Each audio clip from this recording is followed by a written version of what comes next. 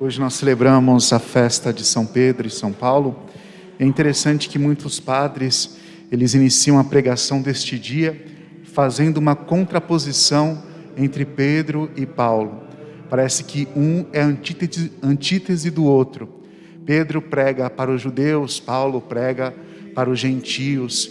Pedro escreve só 2 cartas, Paulo escreve 13 cartas. E assim vai. E nessas individualidades de cada um, percebemos que a igreja é capaz de acolher a todos. Mas existe algo extremamente incomum entre os dois, que é comum a cada um de nós. Além do amor a Cristo, da doação de vida pelo Evangelho, por isso estamos vestindo vermelho, porque os dois doaram a sua vida por amor a Cristo. Mas os dois tiveram a experiência do pecado na sua vida. Tanto Pedro como Paulo. A gente fala as negações de Pedro, mas de fato foi uma traição a Jesus. Sabemos que Pedro por 3 vezes negou ao nosso Senhor. E Paulo, antes de ser cristão, antes de cair do cavalo, ele matava cristãos.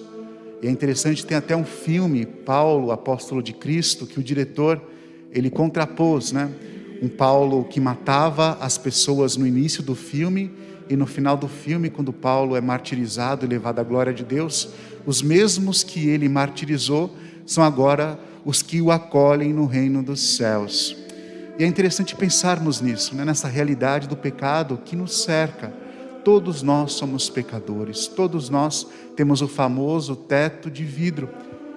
Eu me pergunto hoje, será que São Pedro, São Paulo, Maria Madalena, se eles estivessem na igreja, eles teriam a experiência de misericórdia que eles tiveram? Eu imagino, por exemplo, Pedro. A gente sabe que quem escreveu o Evangelho de Marcos, Marcos escreveu com a sua mão, com a sua técnica, mas sabemos que ele ouviu de São Pedro. E eu fico imaginando São Pedro ter que contar a sua negação durante 3 vezes. Ele deveria ficar curado, devia ficar entristecido. Eu fico pensando, será que a comunidade o julgava? Será que a comunidade olhava com um olhar de julgamento? Ou mesmo Paulo, As pessoas, será que quando ele pregava, ele sentia-se julgado por ter matado os cristãos e agora está fazendo cristãos? Certamente que não.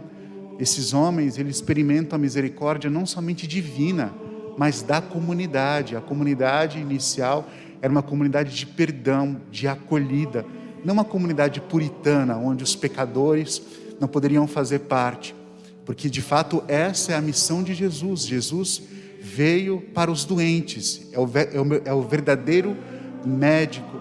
E por que será que a gente é capaz ainda, ou por que será que a gente tem essa capacidade de julgar as pessoas? Por que será que a gente ainda se acha melhor do que os outros? E é interessante que até nas cartas de São Paulo, Paulo nunca colocou um ícone falso dele. Paulo nunca falou assim, olha, eu sou santo, eu sou perfeito. Quando a gente estuda as cartas paulinas, na Bíblia a ordem está da maior para a menor, mas quando na teologia estudamos, a gente vê de acordo com a ordem que Paulo escreveu, da primeira à última. E é possível perceber uma evolução de Paulo.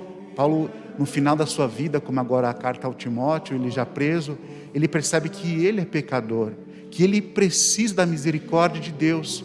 E apesar da sua história, aquilo nunca foi motivo de ele desistir.